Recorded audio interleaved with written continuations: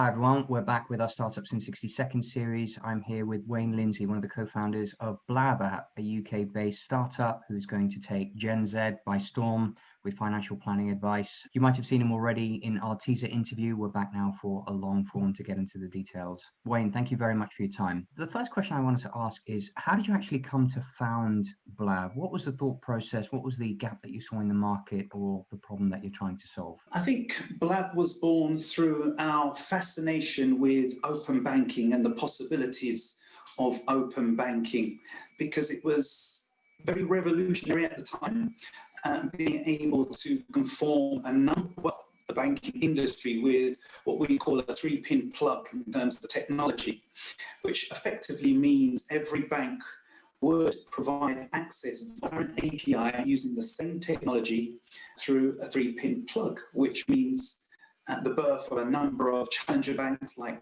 Monzo and Revolut and Starling, all using the same technology to connect with these banks and provide more opportunities for customers to provide products and services. So I think that fascination and the revolutionary way that the banking industry was about to change was the real driver, certainly for myself.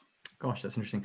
So how did you put this together with a founding team and really start to bring it to life? So how we put it together, my co-founder, Conrad Benjamin, who is in the regulatory and compliance space, was one of the early pioneers in that he worked for open banking and was one of the first people that actually realized the potential. And from there, he was contracted to work around the world, firstly in Israel, to really look at the technology, how it would work. And on the basis of that conversation, really, Blab was born. And we started to look into the type of problems that we could solve. And I'm sure you can appreciate with any startup, you start here and then you end up here. So probably over the last 6 months, we realized that we could really make an impact with the Gen Z community, because they are going to be the digital native that will effectively benefit from this technology more than any other age demographic. I think in the last interview, I was asking about how Blab is differentiated, but just to get into detail a little bit. So this will be an app that you can download on iOS and Android, is that right? And it'll be as simple as kind of free sign up.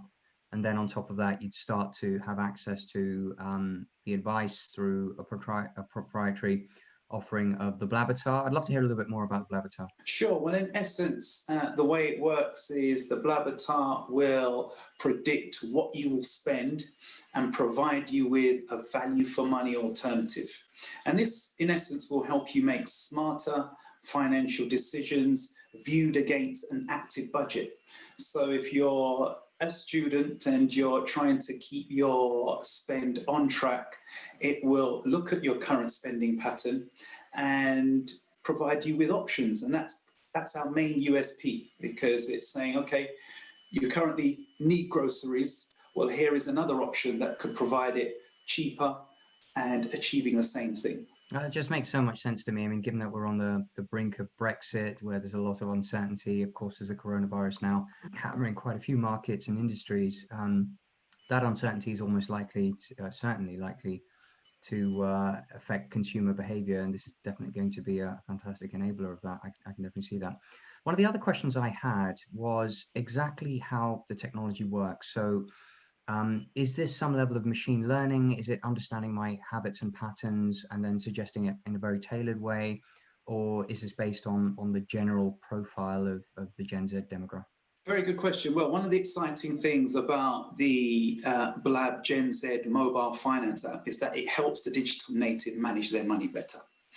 And with the help of our Blabatar, it will simultaneously educate and provide daily options. So what does that actually mean? So the 3 key problems that we're solving all centers around financial literacy. But in essence, the 3 items that we point out is the vital money lessons that everyone should be aware of. 2, the real-time dangers of debt.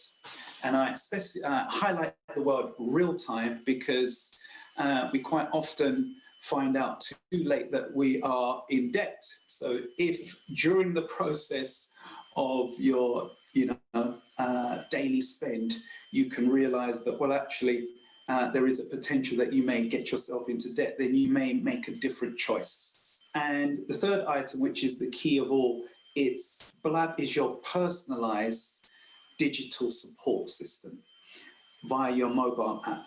And this solution is the first money management avatar, algo-driven, to help you think money-wise, debt-wise, and support-wise. So in terms of understanding what the benefit is for the user, I think you've made it very clear in terms of the three outlines. Just to summarize that, I can imagine that from month to month, I will actually be generating savings above and beyond what I could consciously do, because the app is making suggestions on potentially more cost-effective products that I could buy or places I could shop. And then on top of that, it will give me an overview of financial planning. So I don't lose this into perspective and find out things too late that I'm moving in the wrong direction. That's brilliant. The final question I had was on the app was how the business model works. So this seems enormously valuable to be giving away. How are you guys going to keep it going and scale the business? There is a number of different routes that we can take, and monetization of this is quite key, because there are a number of potential revenue streams that open up for us in this area, namely the common one, which is the anonymized data insights. Then you have tailored marketing insights. But where we take this to another level, because it's a Gen Z finance mobile app, is we're learning the lessons from the other social media outlets like Snapchat and Instagram. So we're using rewarded videos, potential gamifications to really engage our users and help them manage their daily finance in a fun, intuitive, and new way for the next generation. Great. And then taking a bigger picture and coming back to the history of the company, what are some interesting challenges that you faced, or any anecdotes that you can tell us on how you overcame them? Challenges, very good. I don't think we've got enough time to go through all the challenges, but I would say that I'm not a technical person, so that's an area of challenge for me, knowing that within this business framework we have to have a data scientist, we need to have architectural people, UX people, API people who manage the connectivity between our app and the bank. And it's really a first stage digital bank. So it's extremely exciting for me personally, because my kids are always thrilled at the fact that they can tell their friends that their dad owns a bank, which he doesn't, obviously. But you know, it's really going through that framework of being FCA accredited and achieving all those challenges that come with being a financial services company, in essence. Wayne Lindsay from Blab, thank you very much for your time. Really enjoyed that. Thank you.